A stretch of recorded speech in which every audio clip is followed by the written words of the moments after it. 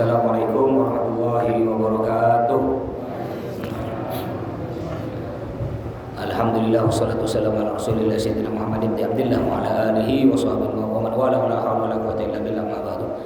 Al-Fatihah hadratin Nabiyil Mustafa habibina Muhammad sallallahu alaihi wasallam wa ila nabiyyina wa awliya wa ila ibn habaib khususan ila sahibil kitab al-aham ala alihi sallallahu alaihi wa ila al-habibullah syahid bi sabah harun wa la al-habib amin bi usul alhamdulillah al-habib Anis bin Abu Bakar wa la suluki Abdul Hamid bata-bata wala jami'il masyayikh wal jamaah ahlina wa quwwatina wa hadratin Nabi Muhammad sallallahu alaihi wasallam. Al-Fatihah.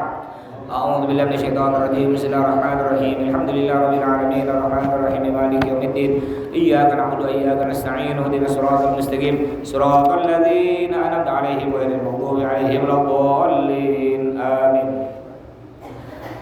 Baik, kita lanjut pelajaran kemarin masih tentang haji.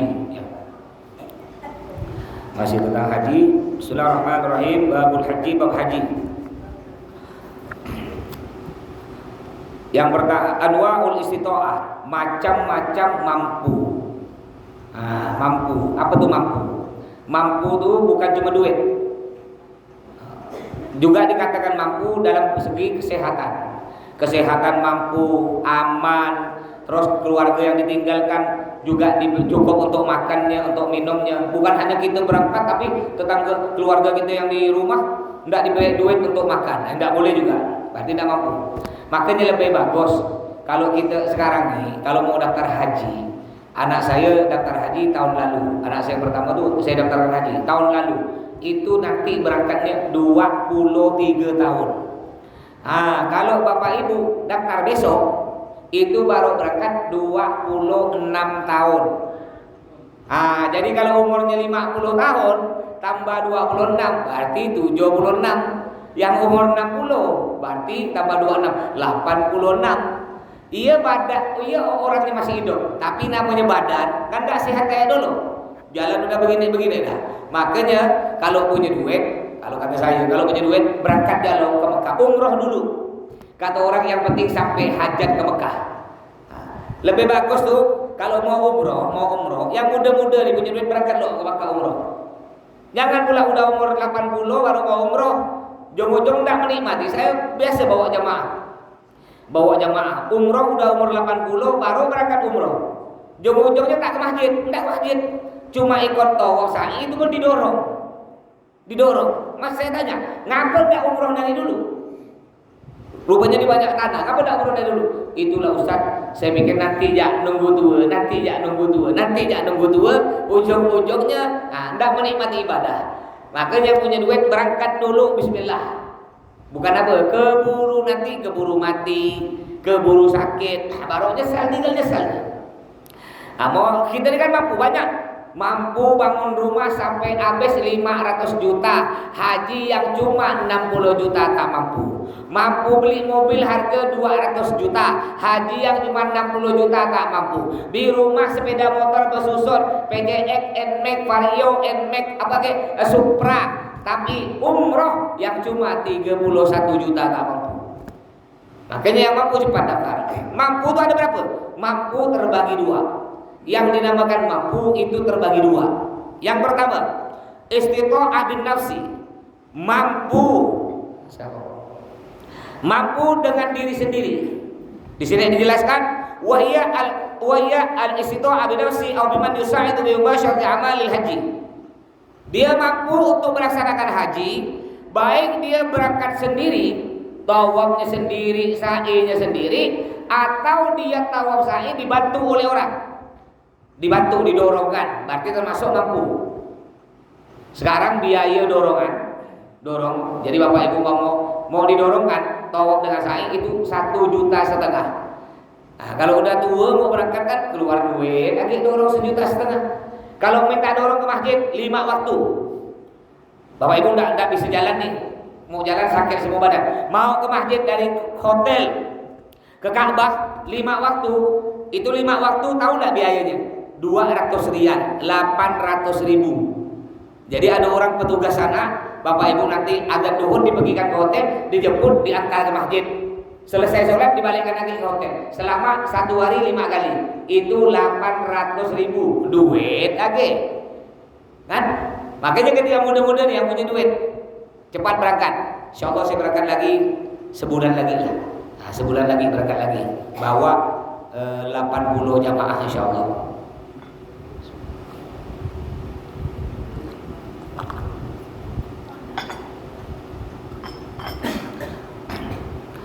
Fayastajiru rajulan yaqudu ilal masyairi kana amah.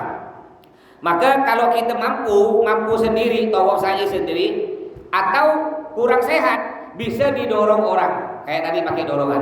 Yang kedua, istito'ah bil ghair. Dia mampu, punya duit, punya ongkos, tapi tidak bisa melaksanakan sendiri, tidak bisa berangkat ke Mekah. Gimana caranya? Wa huwa an la yastati yahujja bi nafsi, walakinnahu yastati ay yastajira ghairah.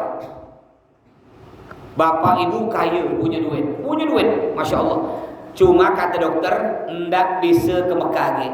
Ngapa ndak bisa? Karena banyak penyakit, harus cuci darah, ya terus stroke macam-macam. Tapi duit banyak. Sedangkan dia ndak bisa ke Mekah. Gimana caranya? Dia gantikan orang. Mau menggantikan orang, mau membayarkan siapa? Bayarkan Bang Sumari. Sumari ente berangkat haji, gantikan anak, itu boleh. Tapi dengan syarat, kata dokter, dia tak mungkin bisa ke Mekah, tak mungkin. Tapi selama masih bisa didorong, kan biasanya saya bawa jamaah didorong, itu tidak apa-apa, berarti boleh. Tapi kan dokter tidak mungkin lagi ke Mekah, karena penyakitnya berbahaya. Didorong pun tak boleh, karena nanti ketika di pesawat bahaya. Saya pernah yang haji kemarin, ya. Ini masya Allah, orang meninggal pas di samping saya. Apa tak bergegar tuh? Pertama asik ngomong, sehat. Ini saya haji nih, ini saya, ini dia, ini istrinya. Sehat tak sakit. Nah, saya punya kue sebenarnya saya bagi kan, makan Pak. Dia pun bagi kue, duduk. Mati tak ketahuan, duduk ya gini makan. Baru kena istrinya, saya tidur, ya sekitar. Ya jam, kalau duit jam Indonesia sekitar jam 2 malam ya. Saya terkejut dah. Istrinya udah nangis teriak-teriak. Meninggal. Nyaman dia meninggalnya dulu gitu. Nah di sana kalau udah meninggal di pesawat, kita dipindah. Nah, dipindah kursi depan. Ini mayatnya ditidurkan, dipasang sabu apa yang tuh biasa kita duduk itu dililit-lilitkan. Ya kita pindah ke kursi depan. Nyaman meninggal dia. Masya Allah masih meninggal di Mekah. Jadi tidak mampu. Jadi andaikan bapak ibu tidak mampu, tapi ada syaratnya. Kata dokter ini tidak bisa pergi ke Mekah karena dia pikun, karena dia stroke, tidak bisa. Didorong pun tidak bisa. Sedangkan dia punya duit, dia bisa menggantikan orang untuk berangkat ke Mekah, itu boleh. Tapi selama dia masih bisa didorong ke Mekah, belum bisa dibadalkan, wajib dia berangkat ke Mekah. Nanti caranya gimana? Dia dorong tawaf dengan sa'i, bayar. Di sana kurang lebih tawaf dengan sa'i upahnya 1,5 juta. Amal haji, amal haji. Apa yang kita kerjakan ketika haji? Ada 3. Nih pekerjaan orang haji ini ada 3. Yang pertama, arkan rukun haji. Yang kedua, kewajiban haji. Sunan. Yang ketiga, sunnah haji. Ada rukun haji, ada wajib haji, ada sunnah haji. Apa bedanya ini 3? Dijelaskan lagi di bawah. Al-arkan rukun haji wa yallati la yasihul hajju biduniha. Yang mana haji tidak sah kalau kita tidak mengerjakan rukun tersebut. Hajinya tidak sah kalau kita tinggalkan. Bal la budda min al-ityan biha wa la tujbar idza turikat bidamin. Kalau sampai kita rukun haji ada 5. Salah satu tidak kita kerjakan, maka pertama haji kita tidak sah. Yang kedua, kita wajib nyembelih kambing 1 ekor. Yang ketiga, kita tetap wajib mengganti pekerjaan ini. Contohnya apa? Contohnya tiba-tiba kita udah niat haji. Nawaitul hajja wal umrata, nawaitul hajja wa ahramtu bihi fardhu lillahi ta'ala. Niat saya haji dan ihram dengannya fardu karena Allah. Berangkat kita. Udah hampir nyampe di Padang Arafah, kena tangkap polisi kayak tahun lalu. Kan banyak kena tangkap yang tak resmi. Yang tak resmi itu ribuan kena tangkap. Sekarang jangan macam-macam ya. Kalau 3 tahun lalu ada haji pakai visa ziarah 150 juta lolos 3 tahun lalu.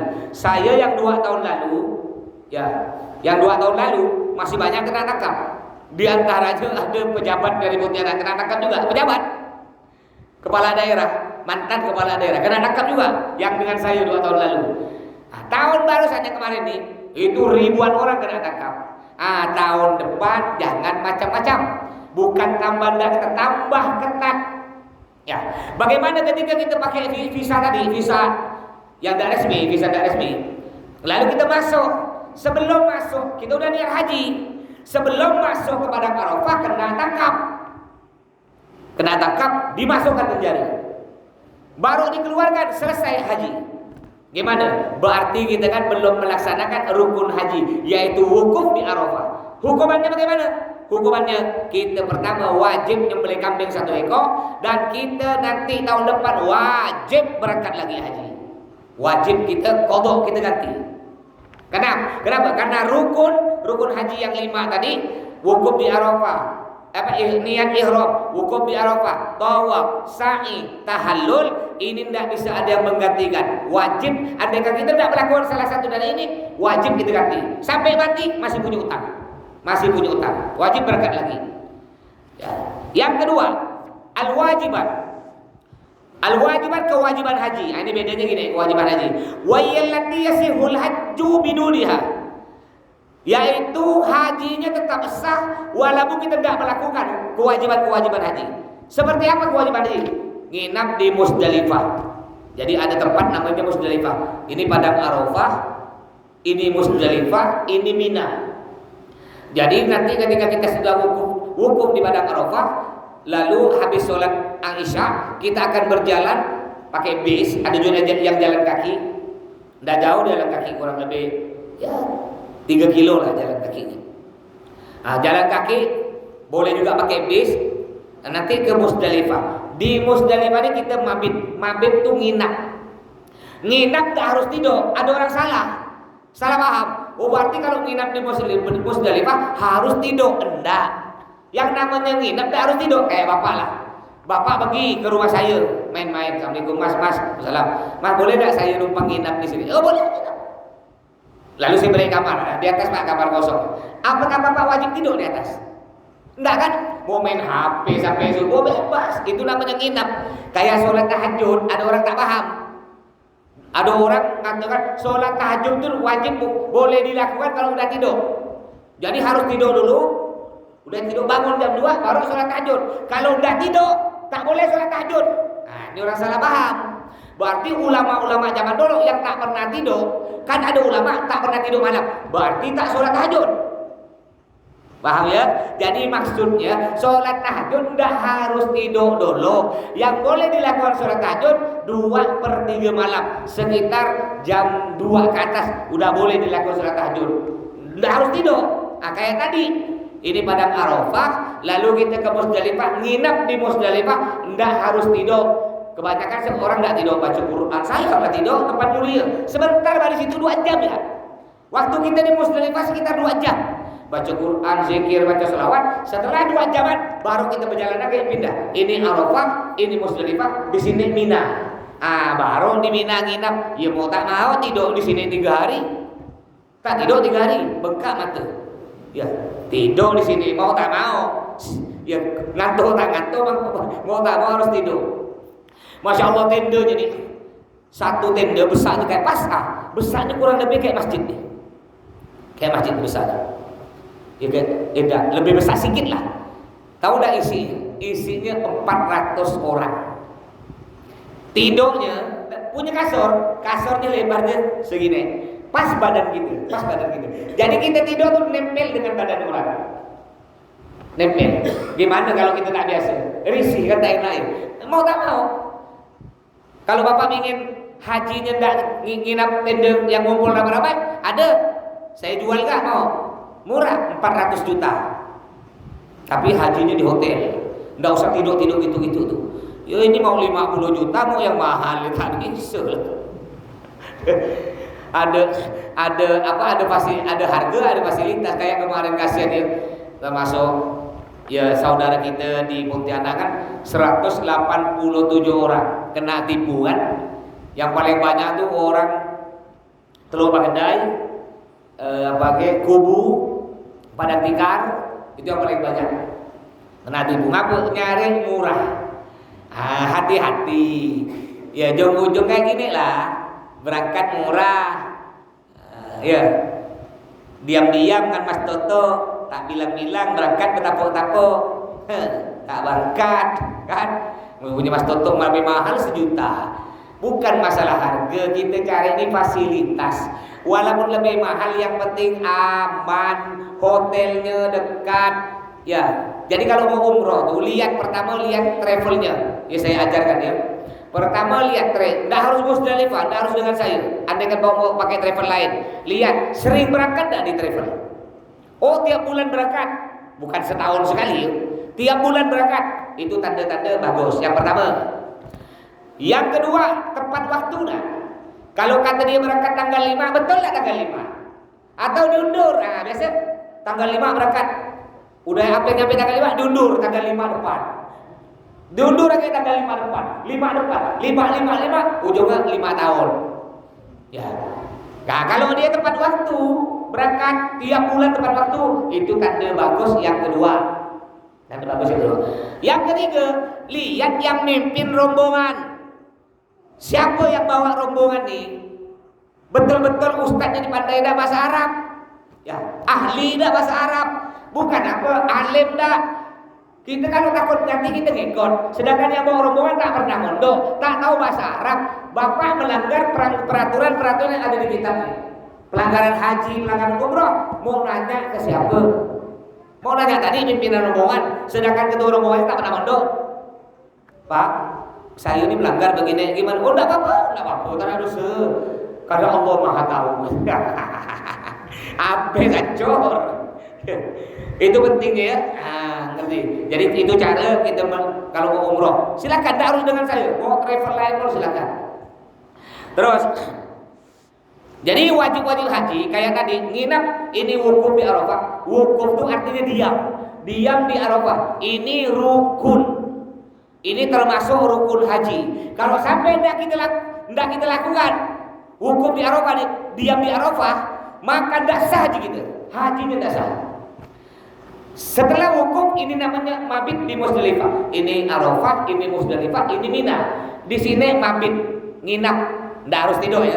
Di Musdalifah, nginap di Mina. Ini bukan rukun, ini namanya wajib haji. Andai kan tidak kita kerjakan, hajinya tetap sah. Cuma kena denda, nyembelih kambing 1 ekor. Tapi bapak balik ke Indonesia boleh dipanggil Pak Haji. Karena apa? Cuma yang tidak dikerjakan kewajiban haji. Tapi kalau yang tidak dikerjakan apa rukun haji, wukuf di Arafah, bapak balik tidak boleh gelar haji. Bapak gelarnya haji batal. Apa gelarnya? Haji batal. Tidak boleh, harus diganti. Yang ketiga, as-sunnah, sunnah haji. Apa itu sunnah haji? Wa yallati la yatalaq biha syai'un fa idza tarakaha sahajju. Sunnah haji. Apa contohnya sunnah haji? Kayak mandi dulu. Ya sebelum kita berangkat ke Arafah, mandi dulu, gosok gigi, pakai wangi-wangi, itu sunnah haji. Kalau tidak kita lakukan, tidak apa-apa, tidak ngaruh, tidak batal, tidak dosa, cuma mengurangi pahala haji kita. Terus arkanul haji, rukun haji.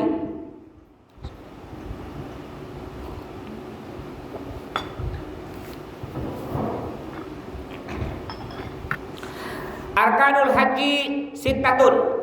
Rukun haji ada 6. Ingat ya. Ingat, jangan lupa ya.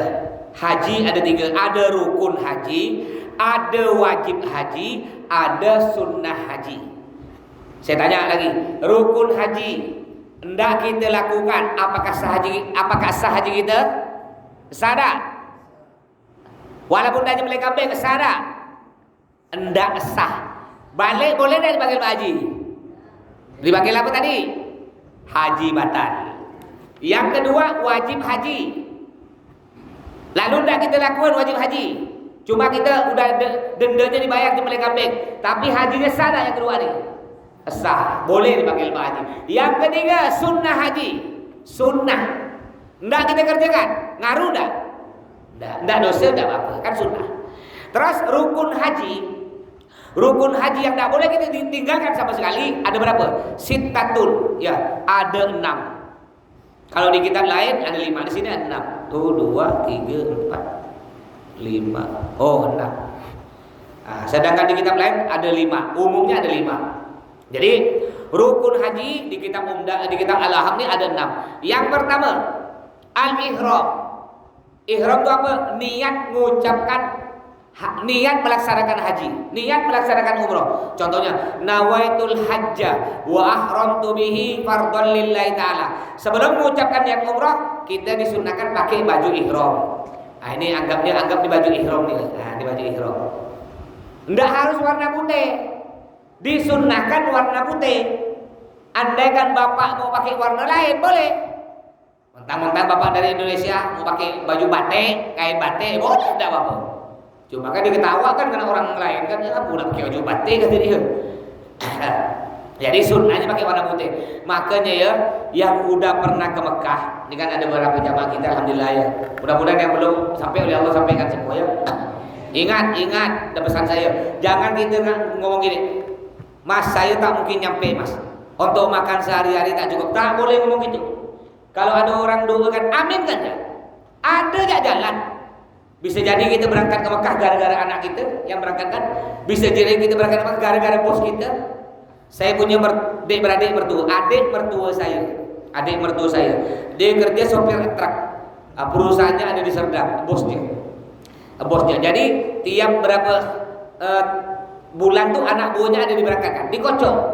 Sopir truk itu banyak. Termasuk adik mertua dengan sepupu istri saya kerja di sana. Sekali dikocok keluar nama dia. Adik mertua saya dengan anaknya keluar berdua umroh. Tak nyangka kan? Padahal dia cuma kerja sopir ya. Kalau udah ada gak jalan? Ada gak jalan? Ya. Yang kata saya, tahu gak rumahnya Pak Rian Norsan? Yang Pak Gubernur tuh, yang di Jalan Pangeran Natakusuma. Kan depan rumah Pak Gubernur kan ada masjid besar kan? Namanya Masjid Az-Zakirin. Yang azan namanya Abdurrahman yang azan.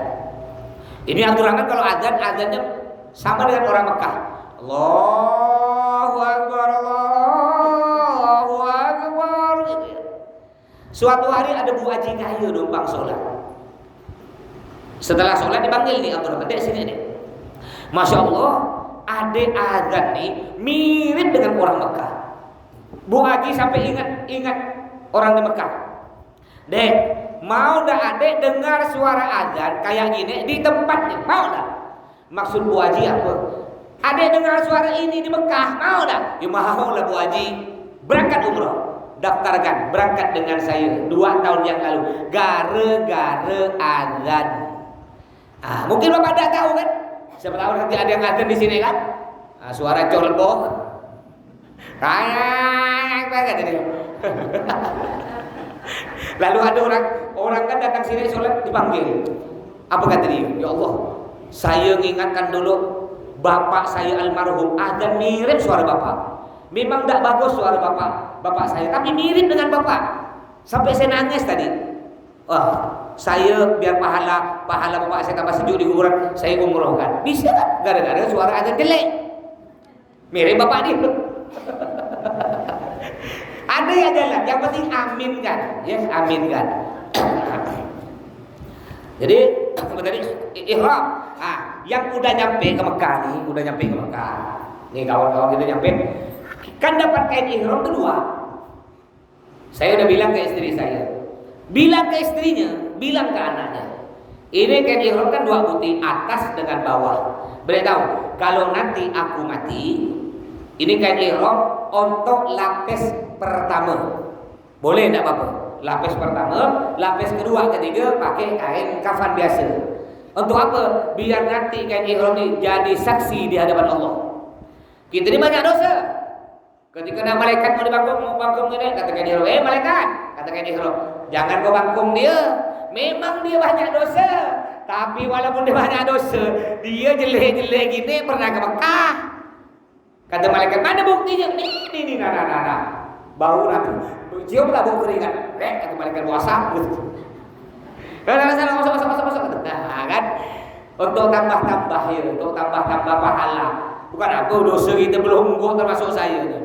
Ya, jadi sebelum kita mengucap ihram, kita pakai kain ihram. Ini namanya kain ihram ya. Anggaplah kain ihram. Pakai di bawah. Pakai di bawah. Cuma tidak ada mau praktek, tidak ada kain ihramnya. Cincinnya lah ya. Di bawah pakai kain ihram, di atas juga pakai kain ihram. Nah, ini sunnah. Setelah pakai kain ihram, baru kita mengucapkan niat tadi. Nawaitul hajja wa ahramtu bihi fardhan lillahi ta'ala. Pakai bahasa Melayu boleh, pakai bahasa Madura boleh. Niat saya haji dan ihram dengannya fardu karena Allah Ta'ala. Setelah niat baru kita banyak membaca talbiyah. Ayo sama-sama baca talbiyah. Mudah-mudahan semua nyampe ke Mekah ya. Labbaik Allahumma labbaik. Ayo ikut. Ulang. Labbaik Allahumma labbaik. Labbaik la syarika laka labbaik. Innal hamda wan ni'mata laka wal mulk la syarika lak. Ya Allah. Ini baca talbiyah. Jadi ketika kita sudah mengucapkan niat, maka dianjurkan untuk memperbanyak membaca talbiyah. Itu namanya kalimat talbiyah ya. Apalkan ya dulu. Siapa tahu nanti oleh Allah dapat rezeki berangkat, udah tak perlu ngapalkan lagi, udah hafal ya. Rukun yang kedua yang wajib dilakukan. Kalau tidak dilakukan dah batal. Kalau tidak dilakukan batal haji kita. Tak boleh dipanggil Pak Haji. Ya. Yang kedua apa? Wal wukuf bi Arafah. Apa tuh wukuf di Arafah? Diam di Arafah. Diamnya berapa lama? Ya tidak lama diamnya. Sekitar ya, paling dihitung paling cepat 1 menit lah. 1 menit 2 menit udah dianggap dah. Tapi dengan syarat kita wukuf di Arafah, masuk di Arafah dihitung ketika tanggal 9 Dzulhijjah udah mulai tergelincir matahari azan zuhur. Azan zuhur kita masuk di Arafah sebentar ya lalu keluar, itu udah dianggap haji dah. Udah sah haji dah. Makanya kalau nanti orang yang sakit tuh yang masuk rumah sakit, kan banyak kalau bulan haji orang sakit banyak. Biar mereka hajinya sah nanti ambulan Pak. Ambulannya sampai ratusan ambulan. Masuk lewat ambulan masuk ke padang Arafah. Masuk ke Arafah enggak ngerem. Ambulan tuh lewat ya. Ya, ini orang sakit, ada yang tak sadar, ada yang tidur, ada yang diimpus. Ambulan lewat keluar dari Arafah udah hajinya sah. Walaupun enggak ngerem. Yang penting ada dia berada di Arafah dengan syarat waktunya dihitung tanggal 9 Dzulhijjah pas matahari tergelincir azan zuhur sampai kapan waktunya habis, waktunya wukuf sampai terbit matahari di subuh hari. Kalau udah terbit fajar azan subuh, azan bukan terbit matahari, azan subuh habis waktunya. Jadi Bapak masuk jam 12, jam 1 siang, walaupun sebentar, itu udah sah hajinya. Ya, jadi tidak boleh tinggalkan.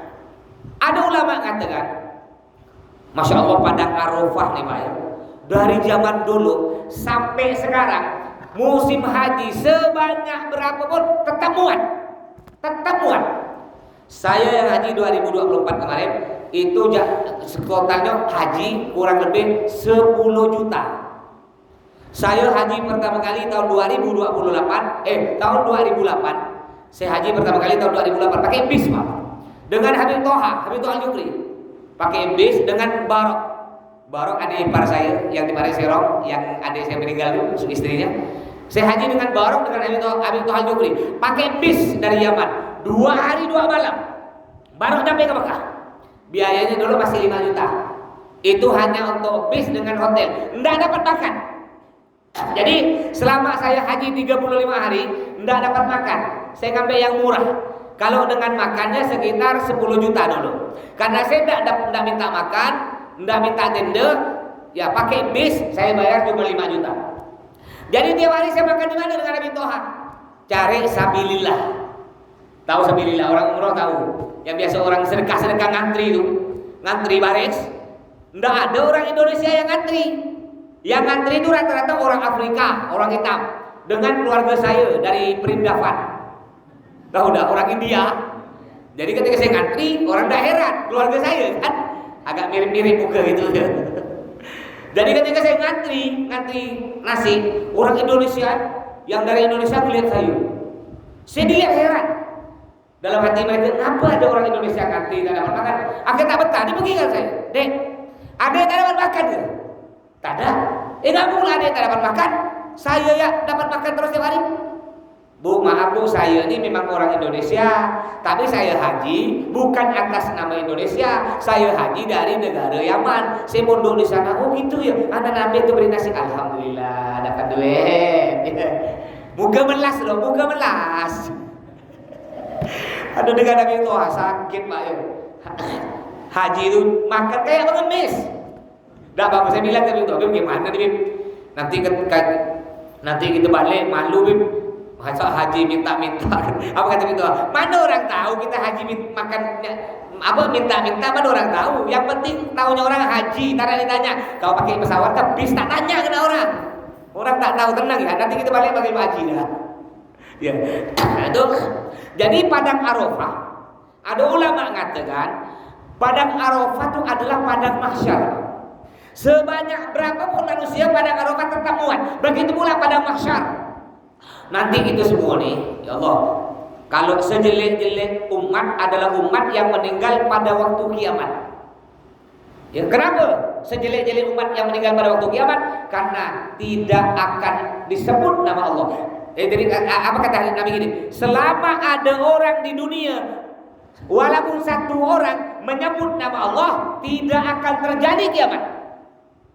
Kalau sekarang kiamat masih jauh, ngapa? Masih banyak orang nyebut nama Allah. Ada tiap hari ada. Tapi nanti ada waktunya, Pak. Ada waktunya. Dengan apa waktunya bisa hilang nama Allah? Ulama-ulama dicabut nyawanya. Imam-imam masjid yang pandai mengaji Quran itu, guru-guru ngaji dicabut nyawanya. Anak-anak yang muda-muda, anak-anak itu udah tak mau belajar ngaji. Tiap hari ke kafe, sibuk nih main HP. Udah masjid kosong, imamnya tak ada. Anak udah tak ada ngaji. Lama-lama ndak ada pandai ngaji kan? Ndak ada pandai ngaji, ndak ada yang azan, ndak ada yang sholat, ndak ada yang nyebut nama Allah. Terjadilah kiamat. Sekarang banyak ada orang Islam gengsi nyebut nama Allah. Ada. Dia kalau nak ngomong ndak pakai nama Allah, Tuhan. Ya apa kata Tuhan lah. Ya apa kata Tuhan? Apalah payahnya mulut ente ngomong Allah. Ada tak biasa kan? Tak mau ngomong Masya Allah, enggak, astaga. Bukan astagfirullah, astaga. Ketika dia apa tuh? Apa? Nguap tuh, ya, bukan takbir. Allah Akbar, tak ada. Oh, ayam goreng kata dia. Masuk lalat baru tuh rasa. Udah tak masuk ayam goreng, masuk lalat. Nah, makanya kita biasakan nyebut nama Allah. Pak, jangan lupa ya besok acara di rumah. Insya Allah. Ketika melihat sesuatu yang keren, Masya Allah, cantik ya. Astagfirullah. Biasakan nyebut nama Allah ya. Jadi selama ada orang nyebut nama Allah, tidak akan terjadi kiamat. Sejelek-jelek umat meninggal, yaitu umat yang mendapatkan kiamat. Umat paling jelek, kenapa? Karena tidak ada sholat, tidak ada nyebut nama Allah. Nanti ketika Allah memerintahkan malaikat peniup trompet, siapa namanya? Ada yang tahu tak? Malaikat siapa yang meniup trompet? Israfil. Nah, cuma banyak orang-orang sekarang kalau malam tahun baru itu mendahului malaikat Israfil. Keburu kiamat. Jadi ketika malaikat Israfil meniup trompet, ini Pak, ya naudzubillah, ini gambaran kecil ya kiamat Pak. Kita tak bisa lari, mau lari ke mana? Bintang semua, bintang, meteor, planet jatuh ke bawah. Tahu Pak Bapak, besarnya bintang. Satu bintang sebuti besarnya berlipat-lipat dari dunia. Satu buti Sedangkan bintang, kita tahu jumlahnya bintang berapa? Tak usah banyak-banyak, sebuti ya bintang jatuh, penyek dunia ini. Terus dari bawah kita nih, ini tiba-tiba nih masjid nih terpecah, ini terbelah trep, keluar api, keluar kita termasuk semua. Mau lari kemana? Yauma yafirrul mar'u min akhihi wa sahibatihi wa banihi likulli imri'in minhum yawma idzin sya'nun yughnih. Nanti bapak ninggalkan istri, tengah ada kiamat tak duli. Pengantin baru udah siap-siap. Kena kiamat ditinggalkan bini lupa. Ibu bu tengah nyusukan anak nih, bu kiamat dilemparkan anak bu, tak ingat anak. Ya semua lupa, yang diingat gimana cara menyelamatkan diri sendiri. Kita tidak bisa selamat, semuanya mati. Setelah mati, udah mati semuanya mati. Ya, siapa yang cabut nyawanya? Malaikat pencabut nyawa. Sisa siapa yang masih hidup? Sisa 2. Semua udah mati, yang masih hidup sisa 2. Malaikat peniup trompet dengan malaikat pencabut nyawa. Lalu Allah nyuruh malaikat pencabut nyawa untuk nyabut nyawa malaikat peniup trompet, meninggal. Sisa siapa berarti di dunia? Sisa 1, malaikat pencabut nyawa. Allah cabut nyawanya, habis. Lalu Allah bilang, siapa yang sombong sekarang? Ayo, siapa yang sok-sok di dunia? Semuanya dengarkan, yang maha hidup cuma aku. Aku tidak bisa mati selama-lamanya, kata Allah. Lama-lama tidak tahu itu apa kata Allah. Allah punya hak. Mau kapan manusia dibiarkan gitu jadi tanah lagi, itu Allah punya hak. Mau dihidupkan lagi, apa kata Allah. Mau dimasukkan neraka semua, apa kata Allah. Cuma innallaha la yukhliful mi'ad. Sesungguhnya Allah tidak mengingkari janji. Allah berjanji orang yang rajin ke masjid, yang rajin 5 waktu, yang rajin ikut majelis, tempatnya di surga. Yang tak pernah sholat, tempatnya di neraka. Allah tidak akan ingkar janji. Udah lama-lama Allah hidupkan loh. Dihidupkan malaikat apa? Pencabut nyawa, malaikat tiup trompet. Disuruh tiup lagi trompet. Ketika tiup trompet, hidup lagi kita nih Pak. Cuma kita muncul tuh Pak, kepala kita tak ada kayak gini aja. Kalau kita dahulu di dunia bagus, rajin ke masjid, rajin ibadah, kepala kita tambah ganteng. Tapi kalau tak pernah sholat, kepalanya keluar babi. Yang cerewet tuh, yang suka ngelawan suami, suka ngomongan orang, keluar kepala ular. Begitulah dia. Ada kepala anjing, kepala tikus, macam-macam. Gitu. Nanti kita dikumpulkan di padang mahsyar. Mulai dari manusia pertama dari zaman Nabi Adam sampai terakhir kiamat dikumpulkan di padang mahsyar. Ulama katakan, ada yang ulama katakan padang mahsyar itu padang Arafah yang ada di Mekah. Itu ya. Terus, jadi rukun haji yang kedua yaitu wukuf atau diam tinggal di Arafah. Yang ketiga, rukun haji yang ketiga tawaf. Apa itu tawaf? Tawaf mengelilingi Ka'bah 7 kali putaran. Jadi Ka'bah ini bentuknya segi 4 Pak. Bentuk ini. Ka'bah itu punya 4 rukun. Rukun itu artinya tiang. 4 rukun 4 tiang kayak masjid ini. Masjid ini kan punya 4 rukun 4 tiang itu 2, 3, 4. Andaikan 1 butik tiang masjid dibuang, roboh dari masjid.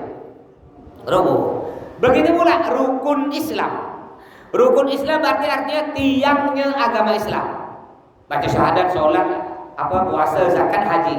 1 dibuang, tidak dikerjakan, maka roboh Islam. Ini rukun atau tiang Ka'bah ada 4. Rukun Ka'bah ini ada 4. Di sini yang di pojok sini disebut rukun Hajar Aswad. Kenapa disebut rukun Hajar Aswad? Karena di sini ada Hajar Aswad. Yang di sini pojok ini namanya rukun Iraqi. Rukun Iraqi. Apa Iraqi? Irak, negara Irak. Kenapa disebut rukun Iraqi? Karena orang dari negara Irak sholatnya ngadep ke sini. Nih, ini negara Irak. Orang Irak sholatnya kiblatnya ngadep sini. Ini orang Irak. Yang di pojok sini, ini disebut rukun Syami. Negara Syam itu Suriah. Jadi orang Suriah sholatnya nggak ada di sini. Ini pojok sini disebut rukun Yamani. Nah, udah jelas dah. Rukun Yamani berarti negara apa tuh? Yaman. Termasuklah kita orang Indonesia. Jadi ini orang Yaman, sholat ngadepnya kiblatnya di sini. Kita Indonesia di belakangnya Yaman, di belakang negara Yaman. Jadi ini kan kiblat nih, kiblat di sini. Andaikan kita pakai pesawat nih bujur terus, tak usah belok-belok, kita akan nyampe ke negara Yaman. Bujur aja, nyampe ke Ka'bah. Aduh, cerah. Jadi masya Allah ya. Orang Indonesia dengan orang Yaman arah kiblatnya sama. Makanya di Indonesia ini alhamdulillah berkah, banyak para habaib datang ke Indonesia kan. Barusan Al Habib Umar bin Hafid dari Yaman, masya Allah ya, Masjid Istiqlal yang besar itu sampai tidak muat saking ramainya, alhamdulillah ya. Makanya orang kan ada orang yang tak percaya dengan Habib, udah kita tidak usah ikut-ikut dah. Ya kita punya guru di sini di Sungai Jawi ini, ulama paling sepuh yang ada di Kalbar, tidak usah jauh-jauh. Abi, apa kita nak ikut ustaz-ustaz yang baru-baru muncul ini? Kita punya guru, punya orang tua. Makanya orang Sungai Jawi alhamdulillah dari dulu Sungai Jawi tidak ada yang ikut-ikutan benci ke Habib, tidak ada Sungai Jawi alhamdulillah. Kenapa? Karena kita punya contoh. Abi ya dari dulu tidak berubah kan? Kita lihat depan mata kan? Abi tak ngomong ayo hormati Habib tak. Cuma kita lihat depan mata. Gimana Abi kalau ada Habib? Kan? Sampai ada coba Bapak biasa ini ada Habib samping Abi Bim Muhsin, anggaplah kalau Bim Anas dah tinggi lah ya. Habib Muhsin lah. Habib Muhsin itu kan santri Abi, alumni Al-Jihad. Coba Bapak datang salaman ke Abi tak mau kan? Pernah tak? Kalau ada Habib, Abi tak mau kan? Itu Abi ngajarkan kita. Nih hormati. Gitu ya. Jadi kita tidak usah ikut noleh kanan noleh kiri. Kita punya guru, ikut ya guru kita. Selamat insya Allah ya. Jadi tawaf. Bagaimana tawaf? Tawaf ini mengelilingi Ka'bah 7 kali. 7 kali. Dimulai dari mana? Hitungannya dimulai dari sini. Dimulai dari Hajar Aswad. Jadi kita keliling ini, mutar. Ya, nyampe di sini dihitung 1. Mutar lagi. Nyampe sini dihitung 2. Mutar lagi dihitung 3. Terus 4. Ya, lagi 5. Nyampe sini dihitung 5. Mutar lagi 6. Mutar lagi 7. Ketika selesai 7, maka selesailah tawaf kita. Jadi tawafnya 7 kali. Ini rukun. Rukun artinya tidak boleh kita tinggalkan, wajib dikerjakan. Kalau kita tinggalkan, tidak sah hajinya. Yang keempat, rukun keempat yaitu sa'i. Apa itu sa'i? Sa'i artinya lari-lari kecil. Baik, sebelum saya lanjut, akhir Isya diberi waktu untuk bertanya. Mungkin ada yang mau dipertanyakan, silakan. Tentang bab haji atau bab yang lain, tidak harus bab ini, bab yang lain pun boleh. Silakan.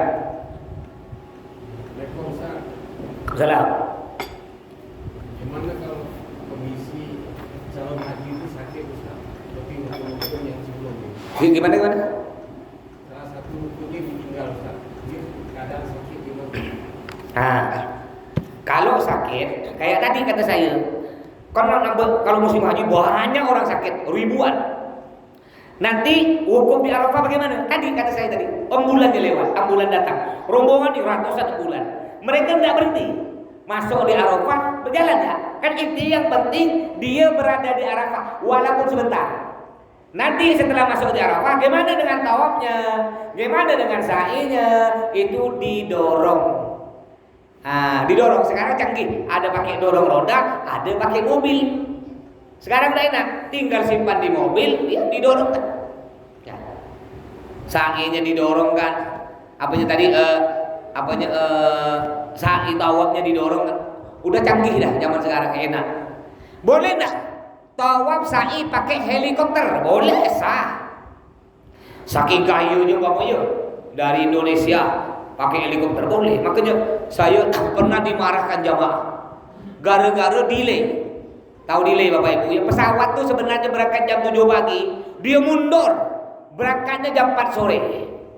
Oh, ada berapa jamaah saya dimarahkan. Itu loh Pak Ustaz, kenapa pula jadi bisa terlambat begini, ini pesawat. Ya orang tak pernah pakai pesawat.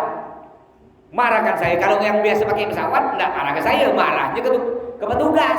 Ini yang dimarahkan saya. Akhirnya saya jawab begini, Pak. Yang punya pesawat ini bukan saya. Andaikan yang punya pesawat saya jemput bapak ibu di depan rumahnya.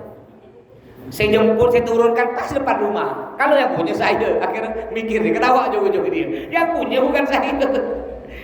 Saya guraukan, mau enggak bapak ibu pesawatnya berangkat sekarang? Tapi jatuh, mau?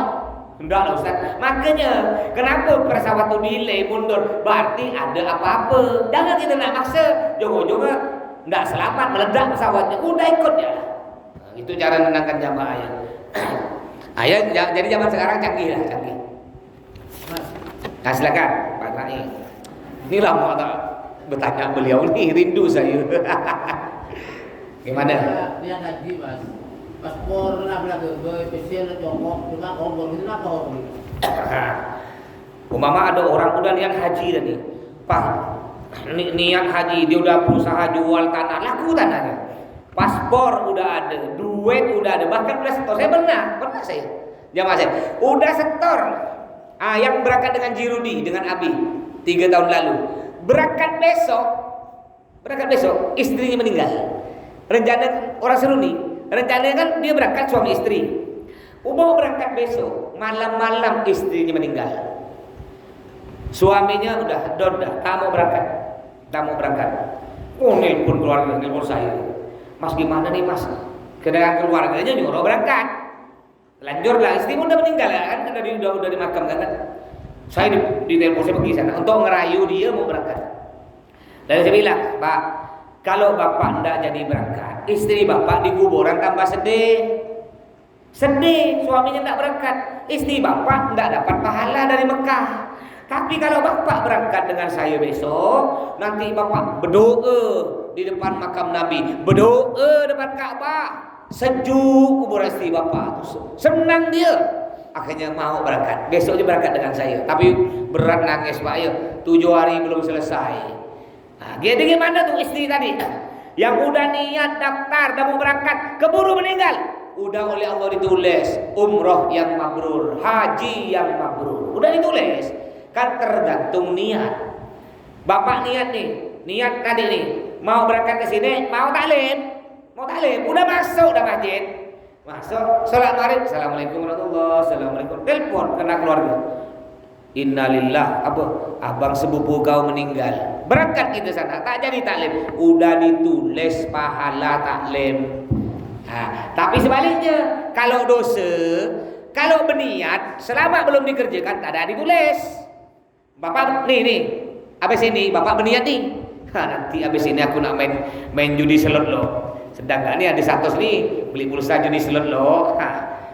Dan niat tadi, Nyampe di kamar dan nak main, astagfirullahaladzim. Apa guna aku ikut majlis malam Selasa? Tak jadi, tak ada ditulis dosa. Itu bedanya ya. Jadi kalau kita niat dosa, kalau kita tidak jadi kerjakan, oleh malaikat tidak jadi ditulis dosa, tapi ditulis pahala. Sedangkan pahala, niat buat pahala, tak ada kita kerjakan, tetap ditulis pahala. Itu Allah Maha Pengasih, Maha Penyayang. Baik, ada lagi silakan.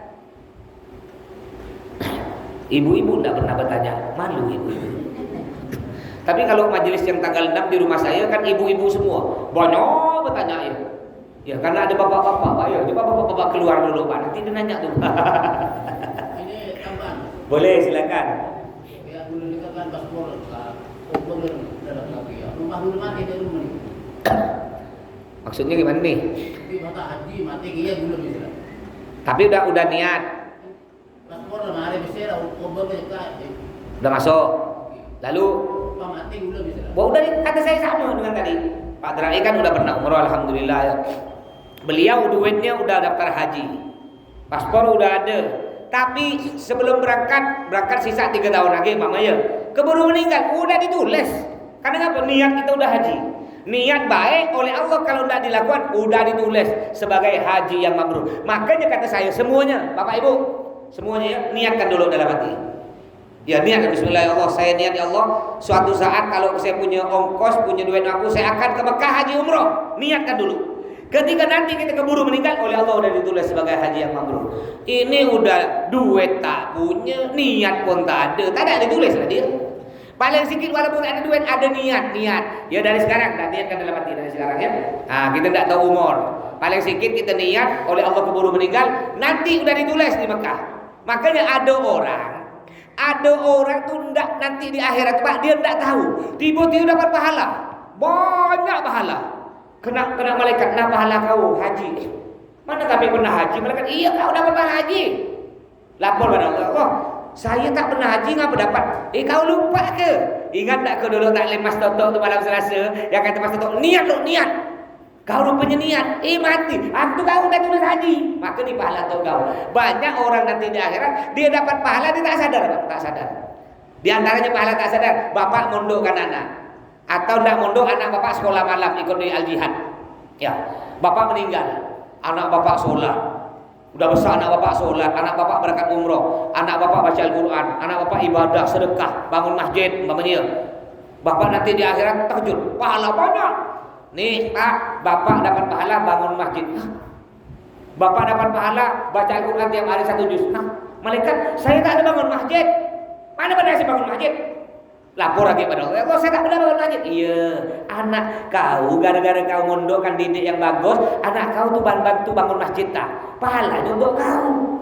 Terkejut, banyak nanti di akhirat kita dapat pahala, terkejut. Ya, mudah-mudahan kita dapat bonus-bonus pahala tu ya. Dah udah Indonesia sampai sini, insyaallah kita ketemu lagi malam Selasa akan datang. Mudah-mudahan semua sehat, panjang umur. Kurang lebihnya, Assalamualaikum warahmatullahi wabarakatuh.